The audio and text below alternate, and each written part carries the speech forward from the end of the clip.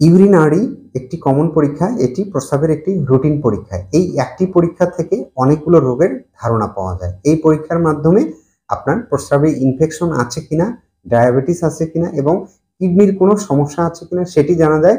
প্রস্রাবের সাথে রক্ত যাচ্ছে কিনা সেটা জানা যায়। এছাড়াও আপনার প্রস্রাবের সাথে প্রোটিন যাচ্ছে কিনা। আপনার প্রস্রাবের সাথে যদি প্রোটিন যায় তাহলে বুঝতে হবে যে কিডনির কোনো সমস্যা রয়েছে, কিডনি খারাপের দিকে যাচ্ছে। এছাড়াও আরো অনেকগুলো বিষয় কিন্তু এই একটি পরীক্ষার মাধ্যমে জানা যায়। এখন আমরা জানবো যে কখন এই ইউরিনারি পরীক্ষাটি করা দরকার। তার আগে এই চ্যানেলে নতুন হয়ে থাকলে চ্যানেলটি সাবস্ক্রাইব করে নিন। প্রস্রাবের যে কোনো ধরনের পরিবর্তন মনে হলেই আপনাকে এই পরীক্ষাটি করতে হবে।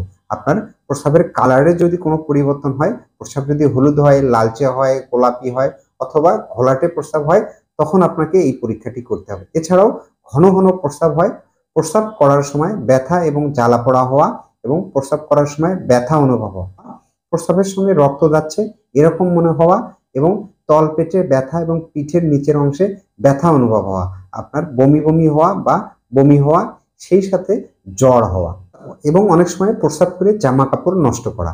তাহলে এই ধরনের লক্ষণগুলো থাকলে তখন আপনাকে প্রস্রাবের এই রুটিন পরীক্ষা বা ইউরিনারি পরীক্ষাটা করতে হবে। এই ইউরিনারি পরীক্ষাটিতে কি কি দেখা হয়?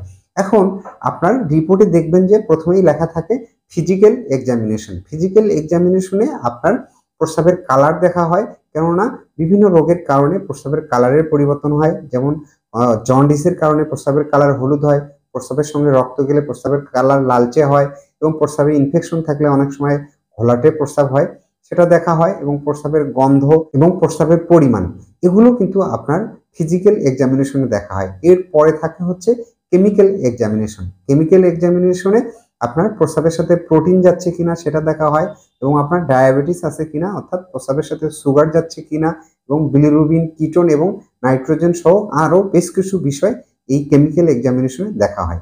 এবং আরেকটা বিষয় যেটা নিয়ে আপনারা সবাই খুব বেশি চিন্তা করেন সেটা হলো মাইক্রোস্কোপিক এক্সামিনেশন। এই মাইক্রোস্কোপিক এক্সামিনেশনের মধ্যে সবচেয়ে বেশি চিন্তা করেন আপনারা যে বিষয়গুলো নিয়ে, সেটা হলো ইপিথেলিয়াল সেল, পাস সেল এবং আরবিসি।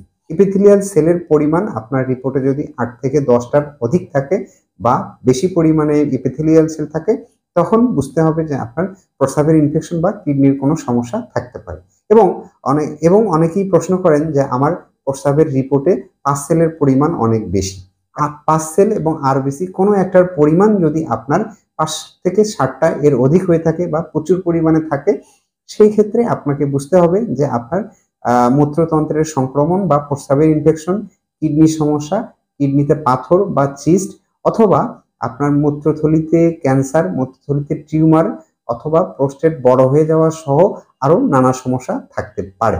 এছাড়াও আপনার প্রস্রাবে ব্যাকটেরিয়া আছে কিনা এবং প্রস্রাবে ক্যালসিয়াম অক্সালেট আছে কিনা, এছাড়াও আরো বেশ কিছু বিষয় মাইক্রোস্কোপিক এক্সামিনেশনে দেখা হয়। আমি যে লক্ষণগুলোর কথা পূর্বে বলেছি, এ ধরনের লক্ষণ দেখা দিলে অবশ্যই আপনি ইউরিনারি পরীক্ষাটি করে একজন চিকিৎসকের পরামর্শ নিন। ভিডিওটি ভালো লাগলে লাইক, কমেন্ট, শেয়ার দিয়ে পাশে থাকবেন এবং এই চ্যানেলে নতুন হয়ে থাকলে চ্যানেলটি সাবস্ক্রাইব করবেন। ধন্যবাদ সবাইকে।